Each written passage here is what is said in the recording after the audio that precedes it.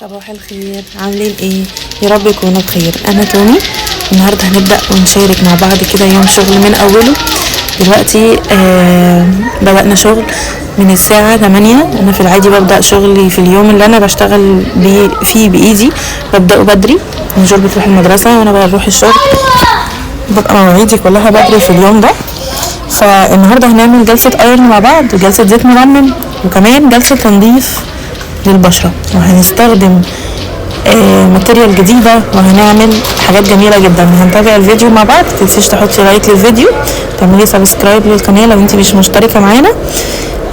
احنا هنا بنصنع منتجات طبيعية وبنعمل جلسات جميلة جدا وبنعمل بجد حاجات هتعجبك قوي وهتفيدك جدا جدا لجسمك وشعرك وبشرتك.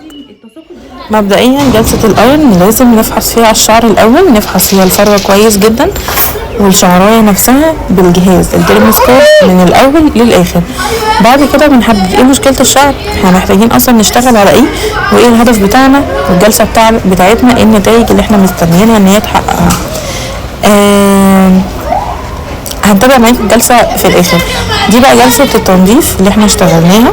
دي السبونج اللي انا بحب اشتغل بيها وبجد اللي انا بفضلها جدا جدا عن استخدامي للقطن. القطن جميل وكل حاجه وطري على البشره ورطب وكل حاجه، بس انا حسيت ان دي مريحه معايا جدا جدا وسهله الاستخدام، وهي بالمناسبه وان يوز، يعني هي العميله وبتترمي بعد كده.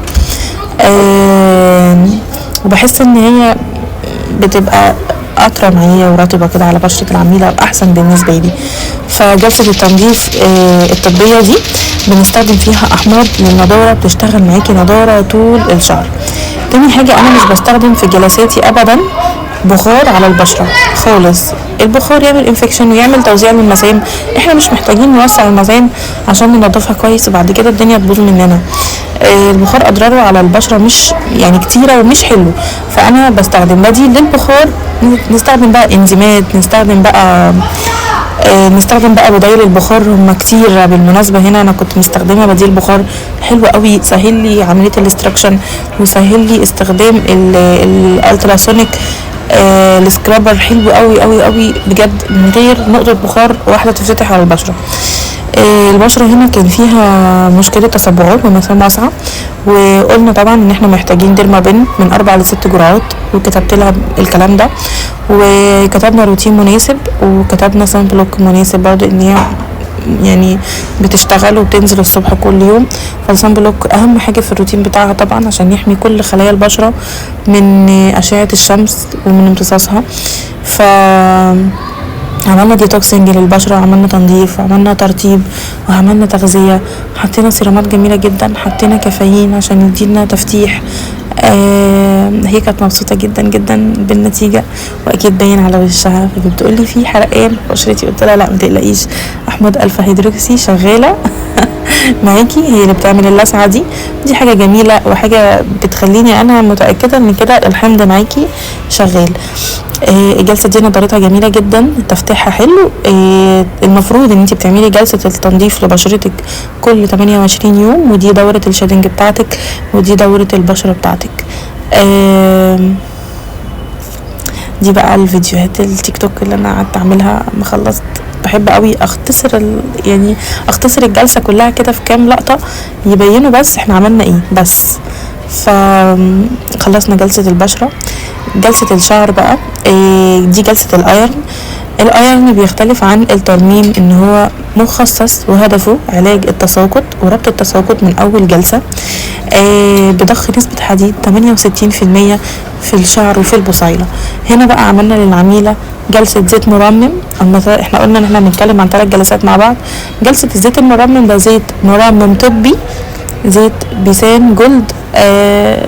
عملنا بيه كفرنج للشعر كده، وهنسيب العميلة نص ساعة وهنرجع نكويلها تاني.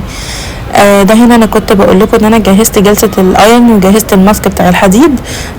هو لونه رصاصي كده حلو قوي، وكمان الدخنة بتاعته زيرو، ملوش دخان خالص، احنا مش بنشتغل بروتين اصلا. فجهزنا الجلسة وجهزنا الكلاريفاينج، والشعر نضيف جدا. الشعر كان اويلي جدا جدا جدا في الجهاز. العميلة حامل الشهر السادس وكان فيه تساقط، ومحتاجين ان احنا نربط التساقط، محتاجين ان احنا نغذي الشعر، محتاجين ان احنا نحسن الشعرايه من الاول للاخر، لان هي كانت عامله بروتين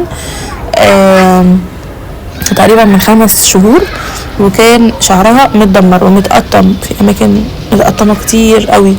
فكتبنا روتين برضو مناسب لنوع الشعر بتاعها، وافتر كير مناسب لبعد الجلسه. جلسه الايرن لازم بنفحص الشعر قبلها، وقبل اي جلسه لازم نفحص الشعر بالاجهزه عشان نشوف مدى الدمج اللي في الشعر، ونشوف الضرر في الشعر واصل فين، وايه هتبقى الحل، وايه هتبقى الفوائد بتاعه الجلسه. لازم نحدد اهداف عشان نعرف ان لما نوصل لنتائج هي دي النتائج اصلا احنا كنا عايزينها ولا لا. مينفعش نعمل الجلسه بطريقه عشوائيه. هنا وزعنا ماسك الايرن على الشعر بالكامل. الايرن اصلا سريع الامتصاص جدا على الشعرايه، خفيف، دخنته زيرو، مفيش دخنه.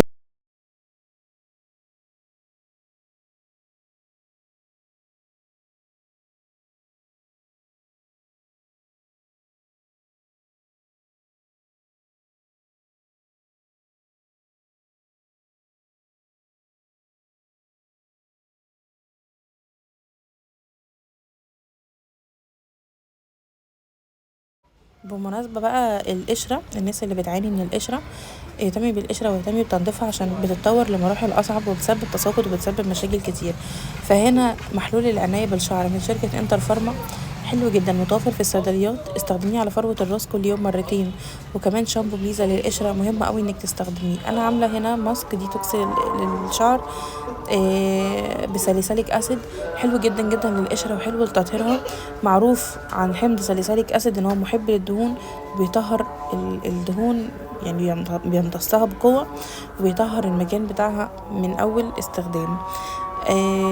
هنا بقى احنا كنا هنبتدي ان احنا خلاص هنشغل بقى النانو، وهنبتدي بقى المرحلة الثالثة، وهنبتدي ان احنا يعني مش هنقول نشطف ربع شطفة، هنبتدي ان احنا نعلي الامتصاص للمادة للشعر. ودي كانت النتيجة النهائية للجلسة. دي كده بعد غسل الشعر، يعني كده النتيجة دي النهائية بعد ما خلصنا الجلسة تماما. مفيش تساقط في المشط النهائي، الشعراية مترطبة اكتر من الاول، جميلة. هي العميلة كانت مبسوطة جدا جدا بطريان شعرها. انا عندي دايما بحب النتيجة الطبيعية، توطي شعرك، توطي راسك، شعرك يتقلب معاكي. هستنى رأيكم في الكومنتات، وهستنى ان انتوا تشوفوا بقية الفيديوز في القناة، تعملوا سبسكرايب وتعملوا لي لايك للفيديو. ودي هنا بقى نيجار خلاص رجعت من المدرسة وهتنام بقى خلاص، كده يومها كده خلص. تصبحي على خير. يلا اشوفكم ان شاء الله فيديو جديد. باي باي.